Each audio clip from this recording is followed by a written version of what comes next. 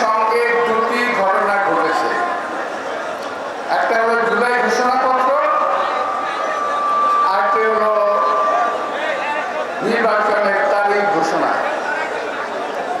দুটোই বিএনপির জন্য, এই দেশবাসীর জন্য অত্যন্ত আনন্দের একটি সংবাদ। আমাদের 17 বছরের আন্দোলন, 17 বছরে আমাদের নেতা কর্মীদের ত্যাগ প্রতীক্ষা, জেল জুলুম, আত্মাহুতি এবং সকল কিছুর বিনিময়ে এই অর্জন সাধিত হয়েছে। একটি ধন্যবাদ যদি না দেওয়া হয় এখান থেকে, এখন আমরা নিজেদেরকে ইয়ে খাটো করবো। সেটা হলো আমাদের নেতা তারেক রহমান সাহেব শুধু লন্ডন থেকে যেভাবে পুরো দলটিকে পরিচালনা করেছেন এবং যার ফলশ্রুতিতেই আজকে আমাদের এই বিজয় অর্জন হয়েছে। এর জন্য তাকে আমি আজকে সবার পক্ষ থেকে, দেশবাসীর পক্ষ থেকে, নিজের পক্ষ থেকে আন্তরিক ধন্যবাদ এবং কৃতজ্ঞতা জানাচ্ছি। কালকে ঘোষণার পর আমরা অনেক কিছু ভুলে গেছি, নিজেদের দুঃখের কথা, বেদনার কথা, জেলের কথা, জুলুমের কথা ভুলে গেছি। কিন্তু আমরা যেই সমস্ত ভাইয়েরা গত 17 বছর আন্দোলন করেছেন, গুম হয়েছেন, নিখোঁজ হয়েছেন,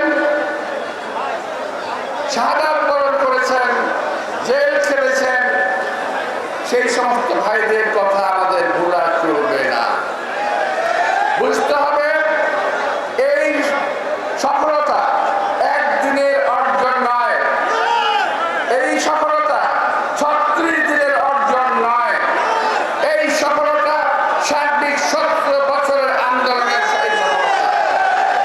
প্রিয় ভাইরা, আজকে দেখা খন্দকার মোশাররফ স্যার বলে গেছেন ষড়যন্ত্র হচ্ছে। হ্যাঁ, ষড়যন্ত্র হচ্ছে। কেউ 11 পদ ধরে শুনতে পাচ্ছেন, কেউ আমার গতকালের বক্তব্যকে অপোজ করেছেন।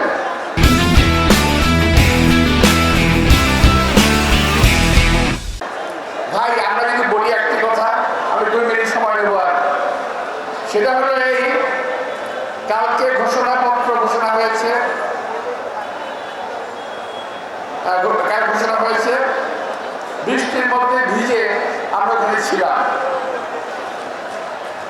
যদিও আমার দলের পক্ষ থেকে, আমাদের নেতার পক্ষ থেকে, সকলের পক্ষ থেকে এই কালকে ঘোষণাপত্রকে স্বাগত জানিয়ে বক্তব্য রাখা হয়েছে। আমিও স্বাগত জানাই, ধন্যবাদ জানাই। শুধু একটু কথা বলতে চাই যে এখানে একটু কার্পণ্য হয়েছে। এই কথা আমার মনের কথা বলছি, আমার কথা।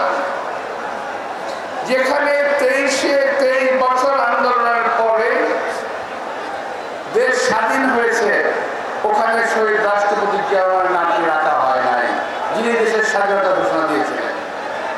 7 নভেম্বরের ঘোষণায়, 7 নভেম্বরের যে বিপ্লব ডিমান্ড করে জিয়া রহমানের নাম, সেখানে সেটা আসে নাই। তারপর বাকশালের পেট থেকে যে গণতন্ত্রকে বের করে নিয়েছিলেন, সেখানে শহীদ রাষ্ট্রপতি জিয়া রহমানের নাম আসে নাই। বহুদলীয় গণতন্ত্র কায়েম করেছেন দেশ নেত্রী বেগম খালেদা জিয়া, তার নামটি আসে নাই। এটা আমাকে অত্যন্ত পীড়া দিয়েছে বলে আজকে আমি জনগণের সামনে তুলে ধরলাম। আমাকে ক্ষমা করবেন আমার নেতৃবৃন্দ, আমার ভাইয়েরা। আমি তারপরেও সকল দুঃখ স্বীকার করে নিয়ে, সকল ভুল